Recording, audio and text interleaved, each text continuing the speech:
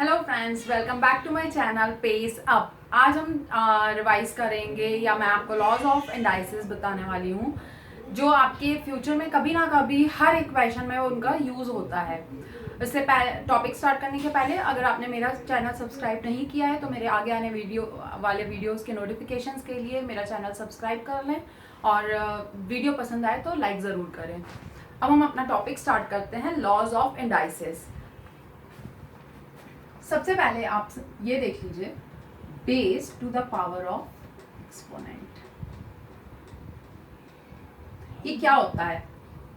अगर मैंने लिखा a multiply a multiply a multiply a, तो ये क्या हो गया? a to the power of 4। इसको हम शॉर्ट फॉर्म में a टू द पावर 4 लिख सकते हैं। ये क्या है? ये बेस है और ये आपका क्या है? एक्सपोनेंट है। क्या है? एक्सपोनेंट। अब इसी पे बेस हमारे सारे लॉज ऑफ इंडाइसेस हैं। अब हमारा फर्स्ट लॉ है a to the power of m multiply a to the power of n। अगर सेम बेस है और पावर्स अलग हैं तो हमारी पावर और बीच में मल्टीप्लाई है तो पावर्स ऐड हो जाती हैं। इसका फॉर्मूला है a to the power of m plus n। Example 5 to the power of 3 multiply 5 to the power of 2। Same base है, बीच में मल्टीप्लाई है तो पावर्स ऐड हो जाएंगी, तो आपका आंसर हो जाएगा 5 to the power of 5। This will be your answer. Next, अगर सेम बेस है और बीच में डिवीजन है तो पावर्स सब्ट्रैक्ट हो जाएंगी। सेम एग्जांपल ले रही हूँ, 5 to the power of 3 but बीच में डिवीजन है तो आपकी पावर्स सब्ट्रैक्ट हो जाएंगी।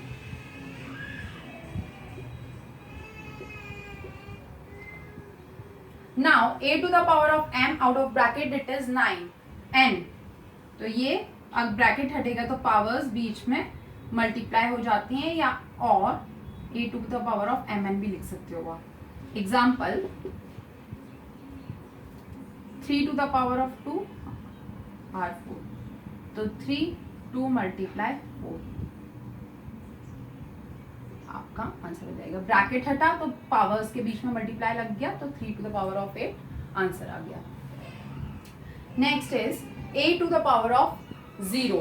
a to the power of 0 is equal to a to the power of 1।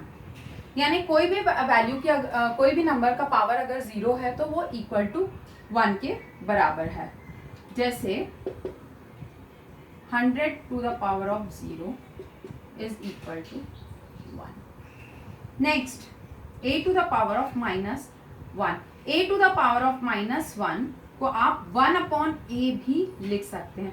अगर 1 की जगह कोई वैल्यू है तो आप इसको पावर के साथ ही नीचे उतारेंगे। दोनों एग्जांपल बता देती हूँ मैं। अगर यहाँ पे 2 to the power of minus 1 है तो आप उसको 1 अपॉन 2 लिखोगे क्योंकि इसकी और कोई पावर नहीं है 1 अकेली है।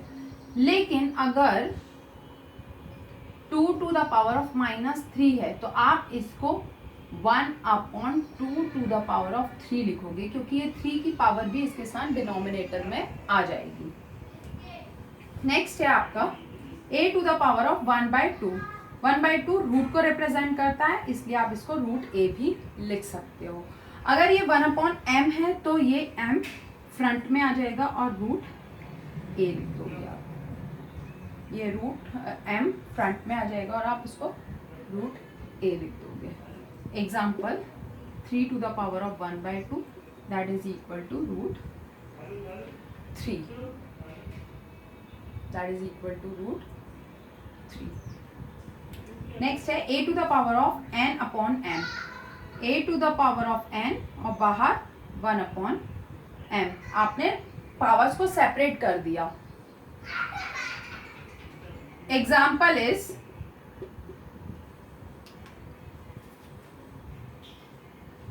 3 to the power of 2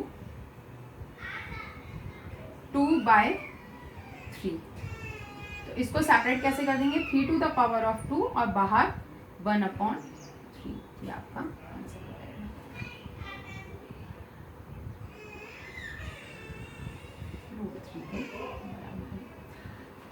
laws of indices के बाद अब मैं आपको बताने वाली हूँ square.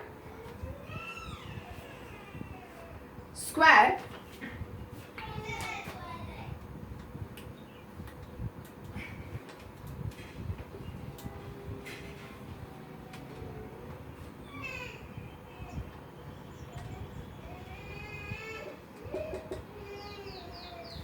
what is square? When we multiply number by itself, then we'll get square.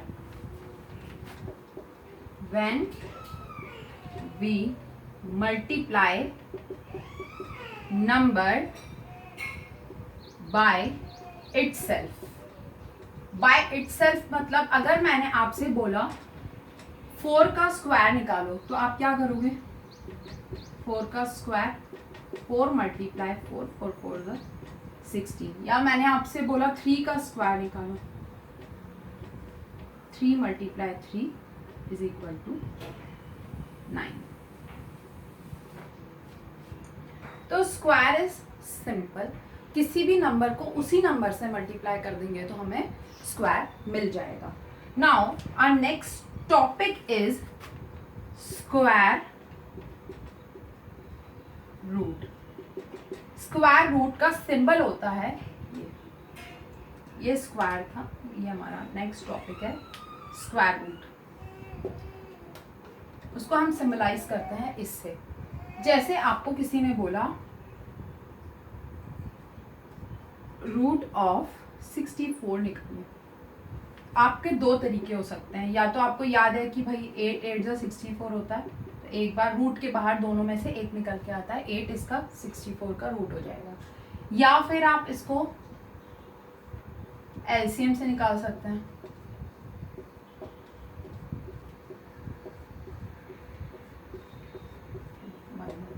दो में से एक में, इन दो का सेट में से, इन दो के सेट में से, इन दो के सेट में से एक एक 2 मिला. 2 2 जा 4 4 2 जा 8, यानी एक 8 मिल गया. या तो आप ऐसे कर लें या फिर आप 8 8 जा 64 करके भी कर सकते हैं. वन मोर एग्जाम्पल, अगर 121 है तो हमें पता है 11 11 जा 121 आता है और किसी टेबल में ये नहीं आएगा, तो 121 का रूट हो जाएगा 11. अब ये तो सिंपल मेथड था जिसमें आपको इजीली ये मिल गया. कुछ ऐसे क्वेश्चंस होते हैं जिनका रूट हम डायरेक्ट मेथड से नहीं निकाल सकते, उसके लिए हमें डिवीजन मेथड से ही उनका रूट फाइंड करना होता है. Now see the example. Division method.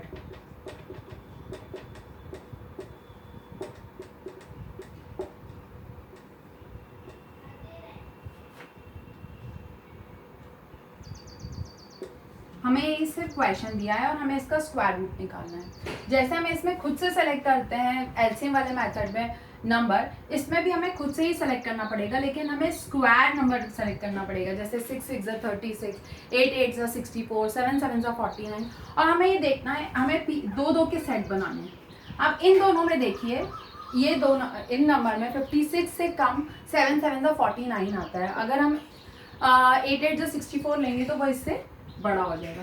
7 7 जा 49, सब्ट्रैक्ट करेंगे, यहाँ आपको 7 मिल गया.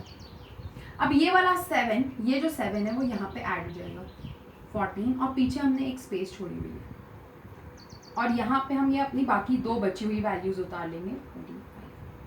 अब अगर मैं 143 और इस स्पेस की जगह 3 लेती हूँ और 3 का मल्टीप्लाई करती हूँ, क्योंकि हमने यहाँ 3 लिया इसलिए 3 का ही मल्टीप्लाई करेंगे. जो हम ब्लैंक स्पेस में लेंगे हमें उसी से मल्टीप्लाई करना पड़ेगा. ये नहीं कि आपने यहाँ पे 3 लिया और आप यहाँ मल्टीप्लाई 4 या 5 या 7 किसी और नंबर से कर रहे हो. 3 3 जा 9, 3 4 जा 12, 3 1 जा 3 और 1 4 4 29, छोटा है अभी. 120 145. अब मैंने ब्लैंक में 5 लिया इसलिए मैं 5 से ही मल्टीप्लाई करूँगी, तो मुझे 725 मिल गया. तो अब मैं यहाँ पे 5 फिल किया, यहाँ पे भी आपने 5 फिल किया, 725 आपने सब्ट्रैक्ट किया, आपको तीनों वैल्यूज 0 मिल गई. और ये वाला जो 5 है अगेन वो यहाँ पे यूनिट प्लेस में ऐड हो जाएगा. तो आपका 56.25 का स्क्वायर रूट हो गया, यानी रूट ऑफ 56.25 हो गया आपका 7.5. डेसिमल हमने यहाँ पे लगाया क्योंकि हमने पहले ये दो वैल्यूज ले ली थी, फिर जब हमने इसको सॉल्व किया तब हमने यहाँ पे डेसिमल काउंट किया है. Now our next topic is cube.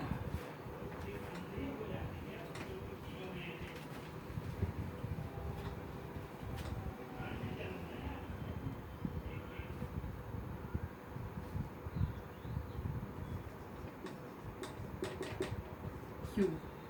अब मैंने अगर आपको बोला कि आप मुझे सिंपली 2 का क्यूब निकाल के बताइए, 2 का क्यूब, तो आप क्या करोगे? 2 को 3 बार मल्टीप्लाई कर दोगे. 2 2 ज़ा 4, 4 2 ज़ा 8. या मैंने बोला कि आप 7 का क्यूब निकालिए, या मैंने आपको बोला कि आप 5 का क्यूब निकालिए क्यूब, तो आप क्या करोगे? 5 मल्टीप्लाई 5 मल्टीप्लाई 5, तो आपको क्या मिल गया? 5 5 ज़ा 25, 25 5 ज़ा 125. Cube is multiplying any number thrice, 3 bar. Square मतलब 2 बार, क्यूब मतलब 3 बार. तो क्यूब में हमको कोई भी नंबर जिसका हमें क्यूब निकालना है उसको हमें 3 बार मल्टीप्लाई करना पड़ता है. नाउ अब हम देखेंगे हमारा next cube root. Cube root निकालना है आपको. क्यूब रूट अगर आपको किसी नंबर का निकालना है, जैसे अगेन मैं सेम एग्जांपल लेती हूँ 64.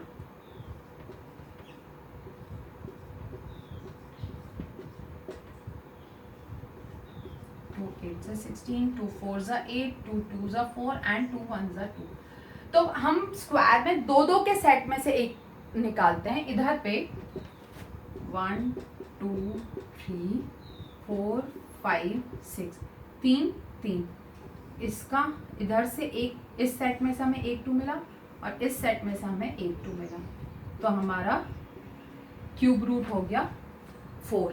यानी अगर हम 4 का क्यूब निकालें, 4 को 3 बार मल्टीप्लाई करें तो हमें वापस 64 मिल जाएगा. 4 4 ज़ा 16, 16 4 ज़ा 64. क्यूब रूट का मतलब ये होता है कोई भी नंबर को 3 बार मल्टीप्लाई करना, या 3 बार 3 के सेट में से आपको उसमें से एक कॉमन निकालना है. तो हमने आज के वीडियो में कवर किया laws of indices, square, square root, cube, cube root और स्क्वायर रूट का डिवीजन मेथड. अगर आपको इसके बेस पे कोई भी क्वेरीज हो या क्वेश्चंस हो तो आप मुझे कमेंट बॉक्स में लिख सकते हैं या मेरे पर्सनल मेल आईडी पर भेज सकते हैं. मैं उनके आंसर आपको ज़रूर दूंगी. और मेरे आगे आने वाले वीडियोज़ में आपको और भी इम्पॉर्टेंट क्वेश्चंस इनसे रिलेटेड मिलेंगे. तो प्लीज़ सब्सक्राइब करें चैनल, जिसमें आपको उसकी नोटिफिकेशंस मिलती रहें. और अगर वीडियो पसंद आया तो प्लीज़ लाइक करना ना भूलें. Thank you. Bye bye.